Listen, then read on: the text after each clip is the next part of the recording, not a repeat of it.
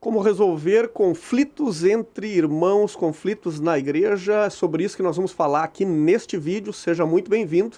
Se é a sua primeira vez aqui no canal, se inscreva e ative a notificação. Aqui nós falamos da palavra de Deus, do evangelho da graça de Deus e assuntos pertinentes que podem ajudar você no seu dia a dia, né?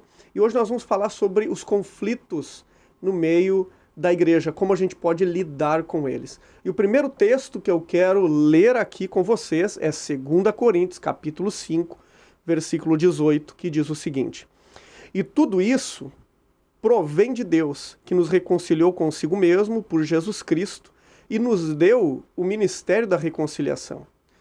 A igreja, ela não é um museu de pessoas que não erram. A igreja não é um museu de pessoas que não pecam. A igreja é um lugar onde pessoas que erram em diferentes áreas da vida se reúnem por amor a Deus e por amor ao próximo, por amor uns aos outros. É gente que está ali sendo curada e fortalecida pela graça de Deus. Então, esse texto aqui mostra para nós sobre o ministério da reconciliação. Agora, onde existem pessoas diferentes, vai haver diferenças.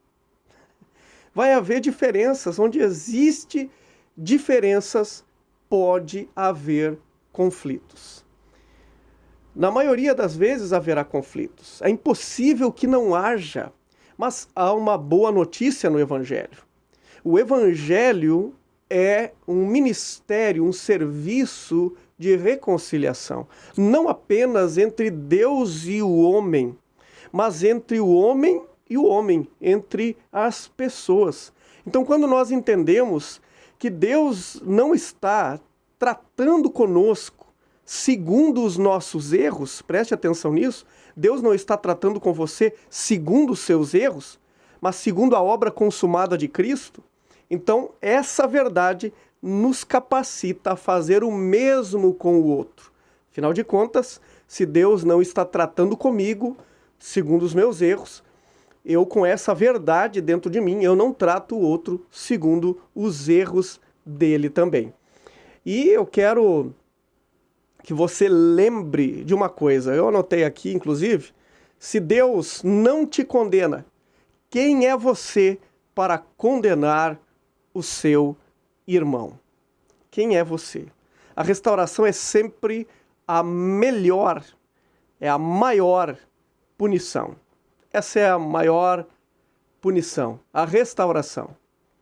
Então, às vezes nós queremos colocar as pessoas como se de castigo. Não falo mais com fulano, não vou mais onde fulano está. Isso não passa de um entendimento errado daquilo que Deus fez com você. Porque aquilo que Deus fez conosco, eu faço também ao outro, ao meu irmão. E eu quero ler mais um texto aqui. Colossenses capítulo 3, versículo 13. Colossenses 3,13. Perdoem como o Senhor lhes perdoou. A grande pergunta é: o Senhor perdoou e deixou você? O Senhor perdoou e deixou você de lado? Porque a gente ouve muitas pessoas falando sobre isso, né? Eu perdoo, mas não me relaciono mais. Eu perdoo, mas é fulano lá e eu aqui. E eu sempre digo, igualzinho Deus fez conosco, né? Deus perdoou a gente e deixou a gente longe. Negativo.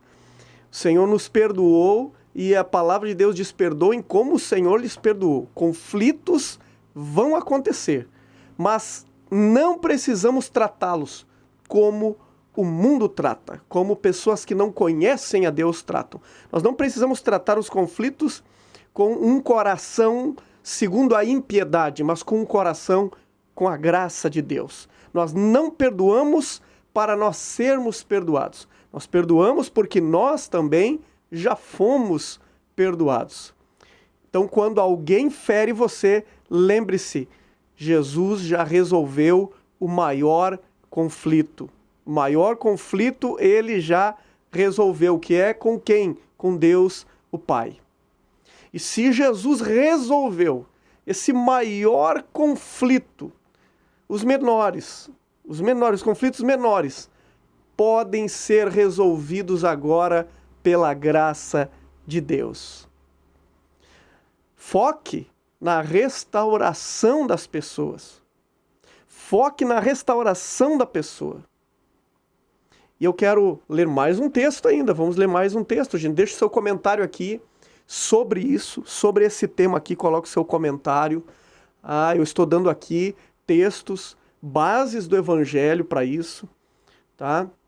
Você pode ter as frases de coaches, de psicologia, você pode ter outras frases aí para tentar combater isso, mas isso é o que o Evangelho diz.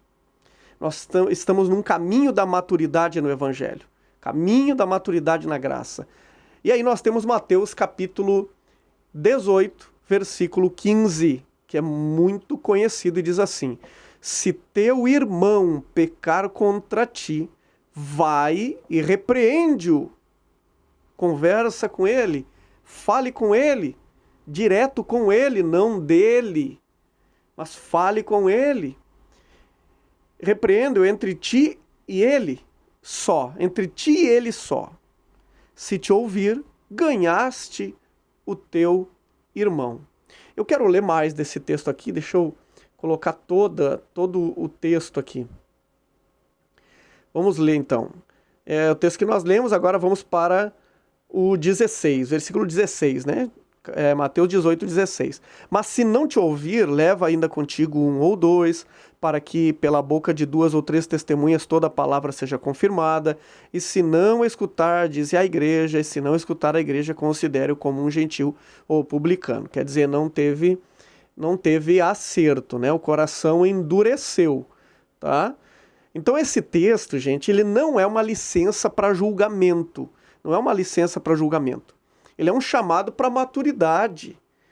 Ele é um chamado para maturidade. Só os textos que nós já falamos aqui no vídeo já bastava para resolver os conflitos. Para um coração e uma mente madura na fé, né? Estou falando madura na fé. Já bastava esses versículos. Mas esse texto aqui, que nós lemos de Mateus, também diz, olha, vai, fale com o seu irmão. Esse texto não é uma licença para julgamento. Ele é um chamado para maturidade, como eu falei, tá? Então Jesus está fazendo o que aqui? Ensinando que conflitos são tratados primeiro, em particular, você e a pessoa. Evitando o que, irmãos? Evitando fofoca, evitando divisões, evitando escândalos desnecessários. Então, na cultura da graça de Deus, nós lidamos com as situações cara a cara, de coração para coração. É assim que nós lidamos. Sempre com o quê? Com o objetivo de ganhar o irmão, não de vencê-lo. De ganhar, não de vencer o irmão. Gente, é um assunto para adultos, não é? Não é verdade? É um assunto para adultos. O que você acha? Comenta aqui. Você acha que é um assunto para adultos, para trazer maturidade? E nós temos aqui, estamos falando de uma cultura, né? Uma cultura da paz. Efésios 4:3 diz, façam todo esforço para conservar a unidade do Espírito pelo vínculo da paz. Pelo vínculo, por aquilo que une, o vínculo da paz. É o que nos une. A unidade da igreja não se constrói por uniformidade, ou seja, todo mundo igual. Não. É pela diversidade que se constrói a unidade da igreja. Mas é uma diversidade reconciliada. Né? Eu anotei aqui dizendo assim, ó, todos nós somos diferentes, mas nós somos um em Cristo. Entende isso? Nós somos um em Cristo. Então, manter a unidade é entender que discordar não é dividir, por exemplo, né? A gente pode discordar, mas não dividir. Corrigir não é rejeitar. E amar é o maior acerto que tem. Amar é o maior acerto que nós temos. Então, é assim que se trata conflitos entre irmãos.